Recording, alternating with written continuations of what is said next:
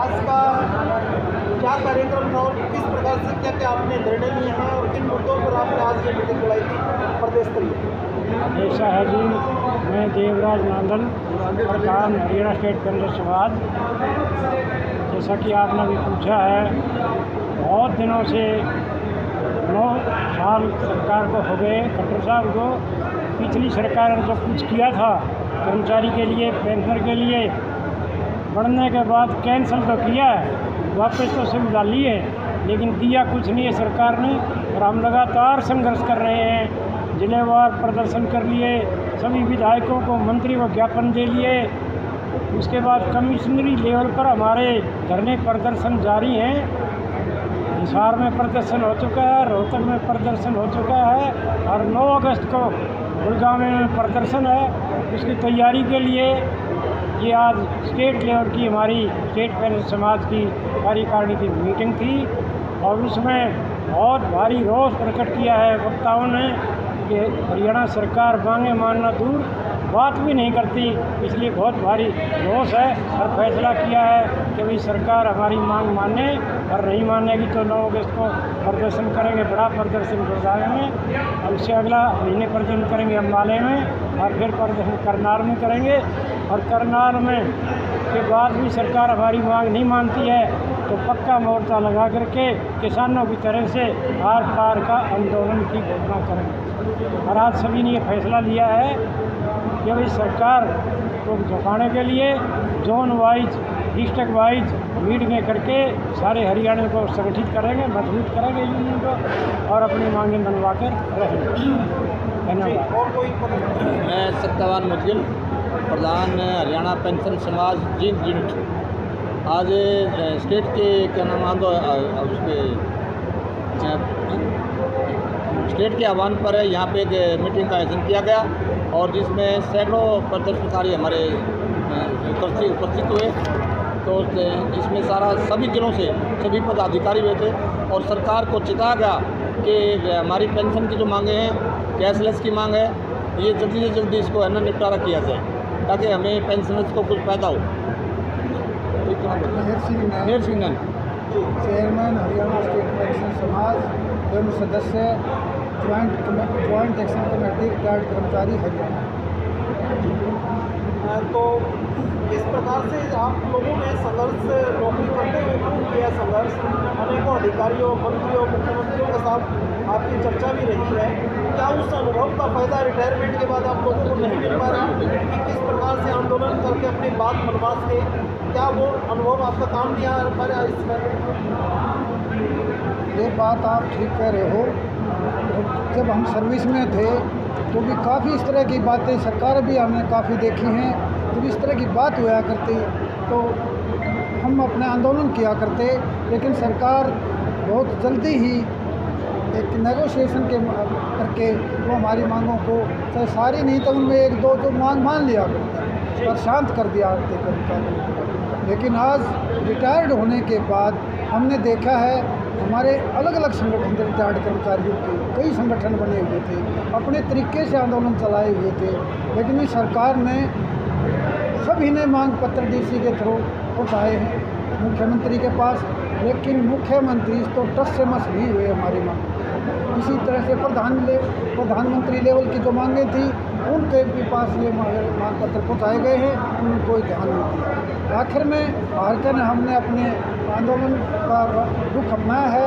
करनाल में भी हमने धरना दिया पूरे, उसके बाद हमने 22 जिलों में भी धरने दिए और डीसी के माध्यम से मुख्यमंत्री के पास पहुँचाए। अब कमिश्नरी लेवल पर धरने दिए हुए हैं। पहला धरना हिसार में, दूसरा रोहतक में, तीसरा गुड़गांव में होगा, चौथा धरना आके हमारा अम्बाला में, 5वां मुख्यमंत्री के गृह क्षेत्र में होगा। और उसके बाद भी ये सरकार नहीं मानी तो हम फैसला करेंगे, आर पार की लड़ाई लड़ेंगे।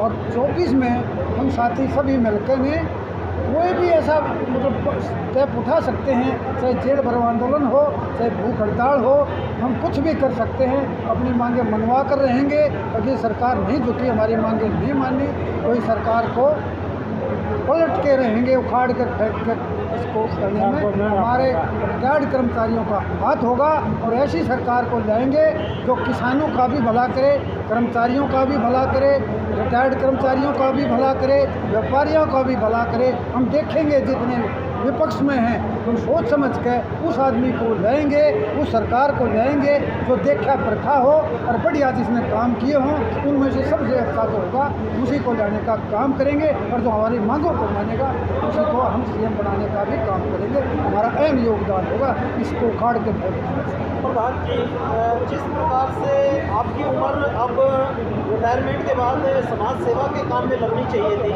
आप जब हमारे बुजुर्ग आंदोलन की राह पर चलते हैं, ये कोई सभ्य समाज की निशानी नहीं है। इन बुजुर्गों की मांगों पर सहानुभूतिपूर्वक विचार किया जाना चाहिए, क्योंकि इस उम्र के पड़ाव से हर व्यक्ति को जाना है। तो क्या मतलब इस विषय पर जब IAS ऑफिसर्स की टाइम पे स्केल सारे बेनिफिट उनको समय पर मिल जाते हैं, एक कर्मचारी वर्ग को क्यों नहीं मिल पा रहे, इसके बारे में आप अपने विचार क्या देना चाहते हैं? बहन जी, आपका शुभ नाम? जी जी जी जी। मैं ये सोच रही हूँ भाई खट्टर सरकार ना तकलीफ क्या है, क्या इतना खजाना खाली हो गया क्या?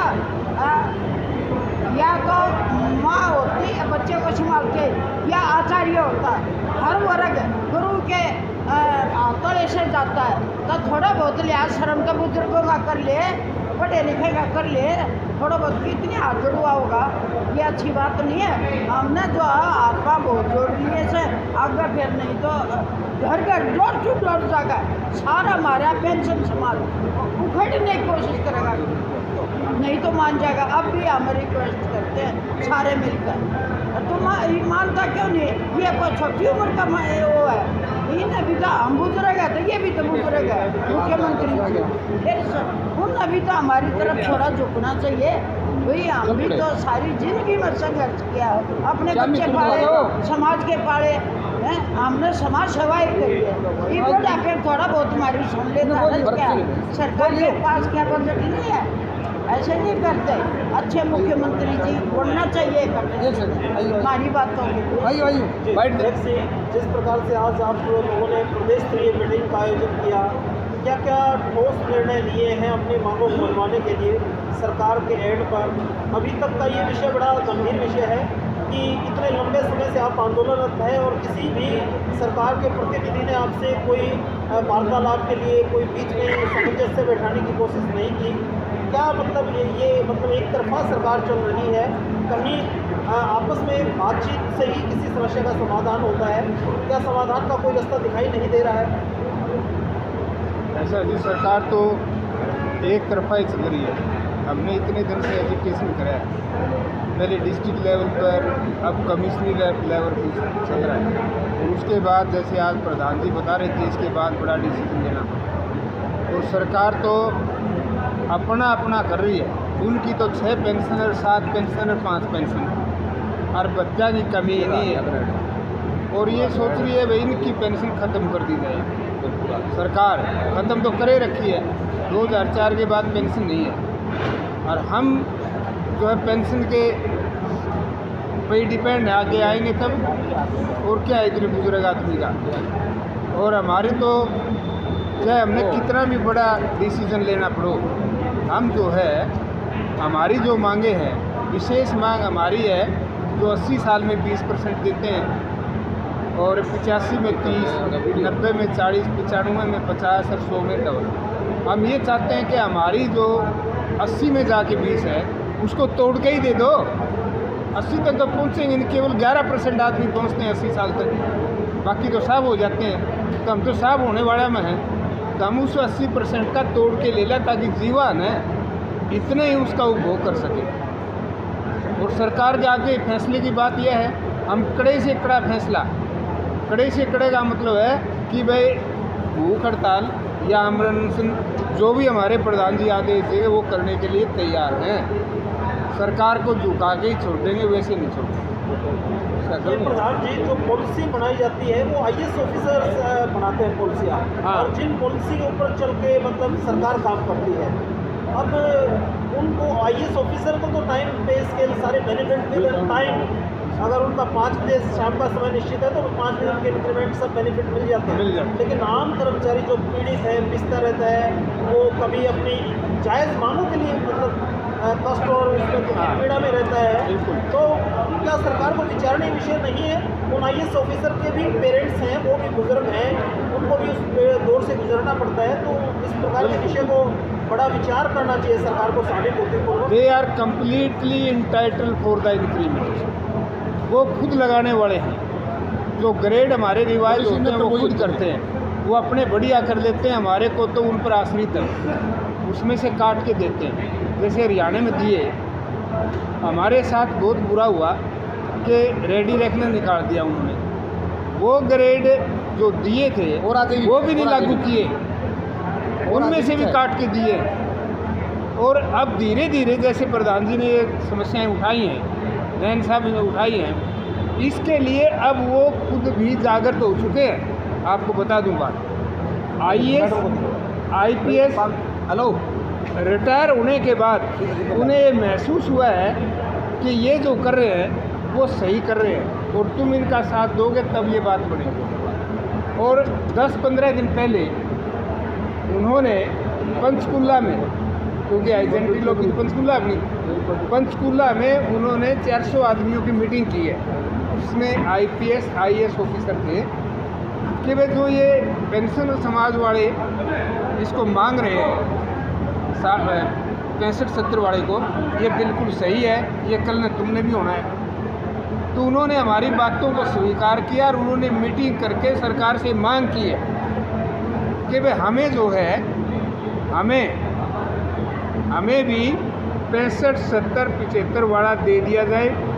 और क्या नाम है, ये मेडिकल जो है जो हमने 1000 मिल रहा है वो 3000 कर दिया जाए। वो उनकी खुद की डिमांड है और हमने उठाई, ये रास्ता हमने दिया उनको। रास्ता देने के बाद वो उनके पास है और वो जो हैं मनवा के ही रहेंगे, क्योंकि आइडेंटिटी वही है, वहीं लोग भी बैठी है, करने वाले भी वहीं बैठे हैं, करवाने वाले भी बैठे हैं। सपोर्ट हमारी है और हम 100% इस इलेक्शन से पहले इस चीज़ को लेंगे। आपका शुभ नाम तो? Shri B Bharat Singh Punia from Hisar. पदाधिकारी पद क्या है? पदाधिकारी पद तो हाँ, all India general secretary, pensioner Samaj federation. आपका शुभ नाम जी? बलेराम पूरा। जी बोलिए पूरा साहब। आज जो पेंशन समाज हरियाणा की एग्जेक्टिव की मीटिंग थी जींद के अंदर, और उसमें हमारे प्रधान जी नंदल साहब ने सभी ने संबोधित किया।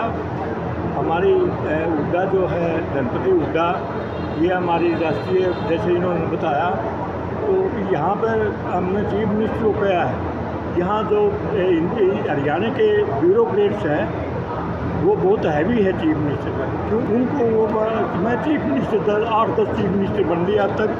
अब चीफ मिनिस्टर को मैं चेतावनी के रूप में जिताना चाहता हूँ कि आप इन ब्यूरोक्रेट्स को छोड़कर जो भी धरने पे हैं, जो लोगों की डिमांड है उनको दीजिए। अगर आप ये काम नहीं करोगे, हमारा जो पिछले चीफ मिनिस्टरों से भी नहीं ये सीखता, हमने इनको कोशिश करी है कि पिछले चीफ मिनिस्टरों ने जितना उनसे तो सीखो। इन्हें लाठी मरवाई है सरपंचों को और लाठी मरवाई है एम्प्लॉइज़ को। हम इसका धरना हमारा करनाल में लास्ट है, चीफ मिनिस्टर का हम घेराव करेंगे और उसका घर को घेरेंगे। हमारे लाठी मारना या इसका पता लगेगा, और जब तक हमारी मांगे नहीं होती हम आर पार की लड़ाई करेंगे। अगर नहीं मानेगा हम तख्ता भी उठ देंगे।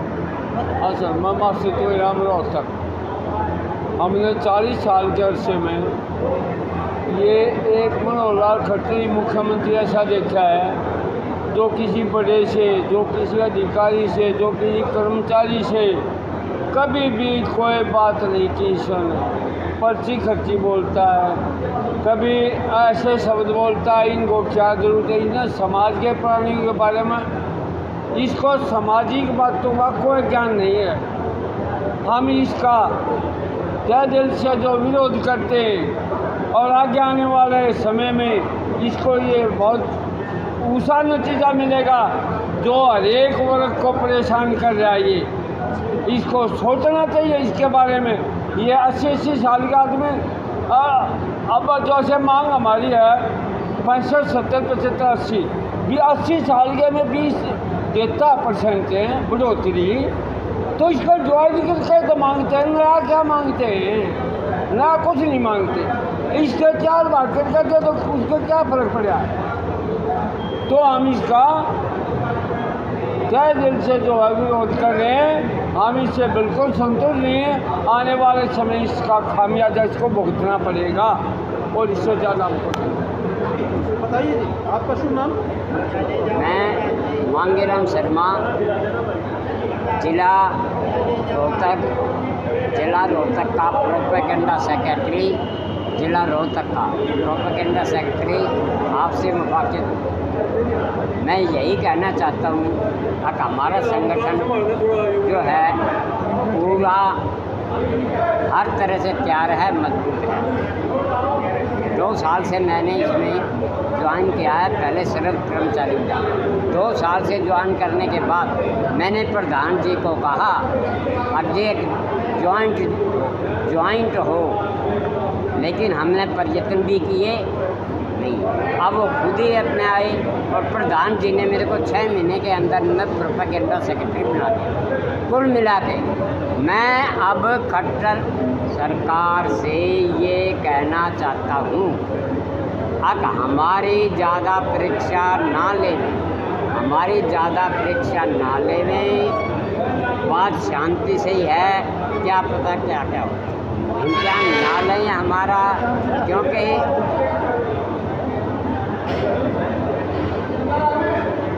ये जो MLA MP हैं, अरे अपना रद्द करा के पास और नतीज करा के पास और बैक डेट से नहीं, उसी टाइम से मिले।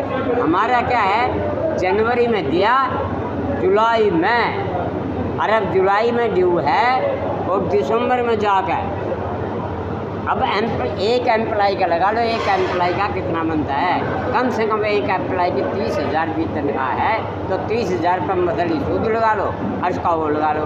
ये पैसे खाए किसके खाए, क्या हम टैक्स नहीं देते, सूद नहीं देते, क्या नहीं करते।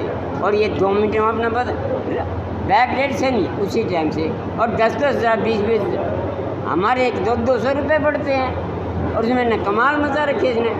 हमने कहा मान कुल मिला के मैं तो ये कहना चाहता हूँ अब हमारा कमिश्नर लेवल पे तीन हो गए, हिसार रोहतक हो गया, अब हमारा गुड़गांवा, अम्बाला, और लास्ट में प्रधान जी ने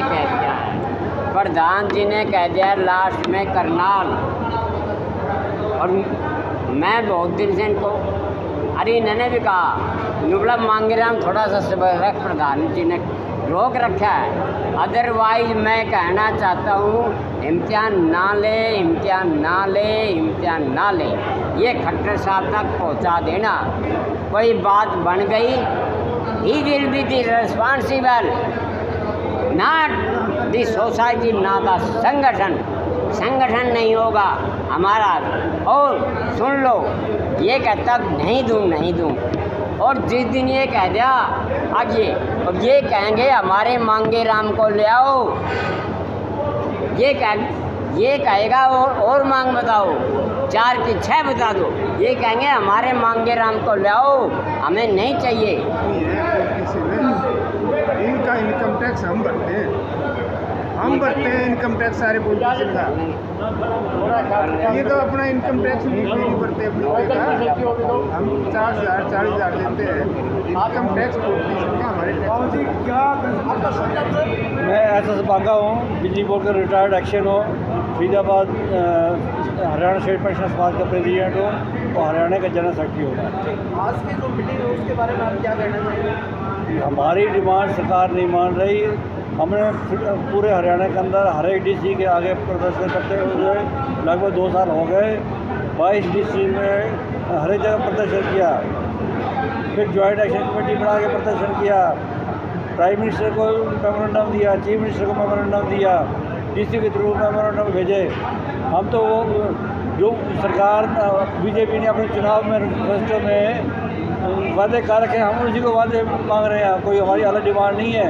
जो जेजेपी ने वादे कर रखे हैं वो वही डिमांड कर रहे हैं। जेजेपी और बीजेपी ने अपने चुनाव मैनिफेस्टो में लिख के दे रखा है कोई मेडिकल भत्ता बढ़ाएंगे, चाहे मेडिकल करेंगे, 65-70-75 की उम्र के ऊपर पेंशन की 5-10-15% बढ़ोतरी करेंगे। जो हम तो जो चुनाव के अंदर वायदे लेके हमारे वोट लिए है उसी को पूरा करने के लिए कह रहे हैं। जो हम चुनाव मैनिफेस्टो के अलावा मैंने कोई हमारी डिमांड मत माने, जो वादे कार्य वो तो माने। अच्छा 18 महीने का कोरोना का हमारा डीए रोक लिया, अपना मिनिस्टर का क्यों नहीं रोका? हमारी पेंशन बंद कर दी मगर नए आदमियों की, और MLA MP की 5 पेंशन, प्रकाश सिंह बादल की 5 पेंशन, चौटाला की 5 पेंशन, तो एक दिन का ओथ लेते हैं उनकी पेंशन आ जाती है। हम 35 साल नौकरी करते हैं, हमारी पेंशन नहीं है। 4 साल के लिए ड्यूटी वाले भर्ती कर रहे हैं, बेचारा बॉर्डर पर जान दे देगा, उसकी पेंशन नहीं है। MLA के ओथ लेते ही अगले दिन पेंशन शुरू हो जाती है। हर विधानसभा भंग हो गई तो उनकी पेंशन पक्की हो गई। ये कितना बेइंसाफ़ी हो रही है हमारे एम्प्लॉइज़ और पेंशन के साथ। यदि एम्प्लॉइज़ और पेंशन के साथ सरकार भिड़ेगी तो ये सरकार दोबारा नहीं आ सकती। बंसीलाल की सरकार को हमने मदद दिखाया था, नहीं आई। चौटाला की सरकार को मदद दिखाया था, नहीं आई। भजन लाल की सरकार को मदद दिखाया था, नहीं आई। गोविंद हुड्डा की सरकार को मदद नहीं आई। अब ये बीजेपी सरकार भी नहीं आएगी, मोदी सरकार भी नहीं आएगी, जिसमें हमारी एम्प्लॉइज़ और पेंशन की डिमांड पूरी नहीं की जाएगी। उनको हमारी चेतावनी है, यदि वोट लेने एम्प्लॉइज़ और पेंशन को थोड़े वोट नहीं है। मैं एक पेंशन हूँ, मेरे 2 बेटे 2 बहू वो भी वोटर है, मेरे पोते पोती भी वोटर है। एक पेंशन के 10 वोट है, तो थोड़े बहुत पेंशन मत समझ लेना। ये हमारे लाखों करोड़ों में वोट पड़ते हैं, एम्प्लॉइज़ के लाखों करोड़ में वोट पड़ते हैं। हमारे से कोई सरकार आज तक टकरा के दोबारा नहीं आई। ये हमारी चेतावनी है खट्टर सरकार को, मोदी सरकार को। यदि दोबारा आना चाहते हैं तो हमारी डिमांड पूरी कर लो, नहीं आना चाहते तुम्हारी बात। मैं डॉक्टर राम अवतार एकलव्य, रिटायर्ड हरियाणा सरकार का HCS अधिकारी हूँ और सरकार से ऑल हरियाणा पेंशनर समाज का एक ही मुद्दा है कि पेंशनर्स को टाइम पर कैशलेस फैसिलिटीज़, जो ये सम्मानित बुजुर्ग हैं इनको दफ्तरों के चक्कर कटवाने बंद करो, नहीं तो ये लोग तुम्हारे चक्कर कटवा देंगे और आने वाले समय में बहुत महंगा पड़ेगा सरकार को स्वाभिमान के साथ। और क्योंकि 60 साल के बाद सीनियर सिटीजन हो जाते हैं तो इनको एक तो हेल्थ के मैटर पे प्रायोरिटी के आधार पर, प्राथमिकता के आधार पर इनके मैटर्स, इलाज के जो बिल हैं वो दफ्तरों में महीने महीने साल साल तक चक्कर काटते रहते हैं। इसलिए मेडिकल का जो मैटर है वो उसकी पेंडेंसी नहीं होनी चाहिए, नहीं तो सरकार को जाने में देर नहीं लगेगी। पूरा हरियाणा का रिटायर्ड कर्मचारी इस बात पर आमदा है कि या तो न्याय कर दीजिए, नहीं तो न्याय का दरवाज़ा हमें जो है आपको दिखाना आता है। यही नारा है कि भाई आप पेंशनर्स का मान दें, सम्मान दें और दफ्तरों में ना चक्कर कटवाएं। पेंडिंग बिल तुरंत जो है इनके कैशलेस में या इनकी हेल्थ का जो बीमा है उसके ज़रिए, या दफ्तरों में जो बिल पेंडिंग पड़े रहते हैं लाख लाख के, 4-4 लाख के, वो तुरंत प्रभाव से सॉल्व हो जाए, नहीं तो ये बहुत भारी पड़ेगा सरकार को। यही आह्वान है। जय भारत, जय संविधान, जय कर्मचारी एकता जिंदाबाद।